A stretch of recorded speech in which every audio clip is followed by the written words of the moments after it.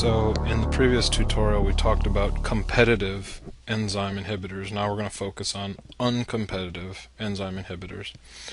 So this type, uncompetitive inhibitors, bind to a site distinct from the enzyme active site. So substrate must be allowed to bind because uncompetitive inhibitors only interact with enzyme substrate complex. So you have to have substrate bind first, then inhibitor can bind. Uncompetitive inhibitors do not have significant interactions with free enzyme. So as we talked about in the case for the uncompetitive inhibitor, here's the Michaelis-Menten equation when we put in the alpha prime values that are appropriate for uncompetitive inhibition. And alpha prime here, like we talked about for alpha, is equal to 1 plus inhibitor concentration over the Ki prime. And we're going to describe this in a second. Ki prime equals the concentration of enzyme substrate complex inhibitor divided by enzyme substrate complex. So here when we have high substrate concentration, Vmax is actually affected.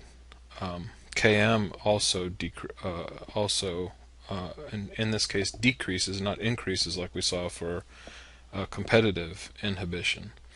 And in the double reciprocal plot, that means the slope is unchanged because we're modifying both Km and Vmax by the same alpha prime value. The y-intercept, which is 1 over Vmax, taking into account the A prime role as well, increases, and the x-intercept also gets larger in the negative direction with increasing inhibitor concentration. So again, what does this all look like? What does it mean? Can we rationalize what's going on in these plots? So again, here's our general enzyme catalyzed reaction, and here we're interacting, our inhibitors only interacting with the enzyme substrate complex, not free enzyme over here. So we have to have substrate interacting with enzyme to form our enzyme substrate complex. And remember that we've got a huge excess of our substrate to begin with. So this value is already maximized. Remember, we're at steady state. So by adding more substrate, we don't get the benefit of outcompeting the inhibitor here because we've already maximized the amount of this, which is what the inhibitor is interacting with anyway.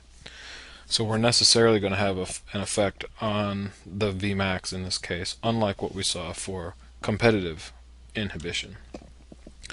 So again, here's our enzyme, right?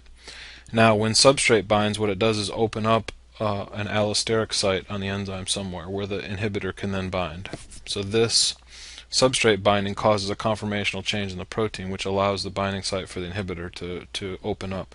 And now this uncompetitive inhibitor can bind. So you have to have substrate bind first, and then inhibitor can bind. Unlike competitive inhibition, where substrate and inhibitor were both competing for this active site binding. So here's our same Michaelis-Menten plot, the same data set that we talked about before. Now what we're showing is a competitive an uncompetitive mode of inhibition. So here's our rectangular hyperbolic plot. Here's our half maximal velocity. So we drop down our line here, and this is going to show us our Km value, right? So now, as we add our three different alpha prime values in here, again alpha prime equals 1, that means we got no inhibition at all. If we go up to alpha prime equals 2, so now we can have a family of different inhibitors at the same concentration, which could give us this value, this increasing series of values, or we could have one inhibitor with the same affinity. Sorry, I keep pointing to the alpha equation here. We're dealing with uncompetitive, so this is the alpha prime equation. This only applies to competitive inhibition, remember. So if we're dealing with the same inhibitor, the Ki prime is going to be the same for everyone, and it's just going to be the inhibitor concentration that changes. But what we can see here is that the Vmax is significantly impaired. Right? We add more inhibitor and we're decreasing the maximum velocity of that reaction each time. There is no concentration of substrate that we can get to that's going to get us back up to that value. So if we had our full maximal velocity up here, and we said that our half maximal velocity was in here somewhere. We get our km value. Well, now when we go down to alpha prime equals 2, our maximum velocity is somewhere in here, right, just above 600. So just above 300 is our half maximal velocity. We drop down, and our km value actually gets a little smaller. It looks like it's utilizing substrate a little bit better, but that's just an artifact of kind of how the math works out here. Okay, so competitive inhibitors, Vmax stays the same, Km shifts to the right, gets bigger. Uncompetitive inhibitors, Km decreases, Vmax decreases, Km also decreases. Okay, so we can, just by looking at the plots here, we can start telling something about the mechanism. So how does this look if we look in the Lineweaver-Burke double reciprocal plot? So again, we're looking at 1 over the initial velocity, 1 over substrate concentration, and again, if we add in our 3 different inhibitors here, and again this should be an alpha prime, my apologies, this is our uninhibited case, and then as we add higher concentrations of inhibitor or higher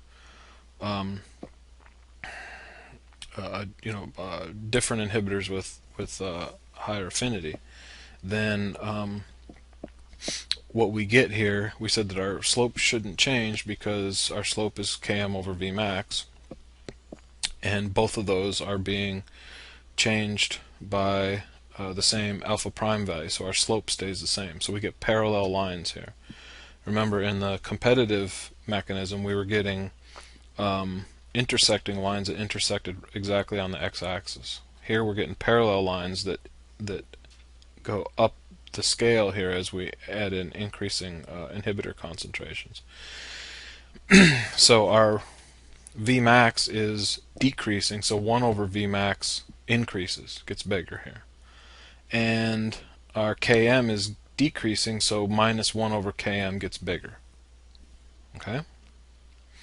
So very easy to spot the difference in these two mechanisms, either from the Michaelis-Menten plot or the Lineweaver-Burke plot, and you should be able to rationalize kind of the mechanism, kind of what's happening here in both cases.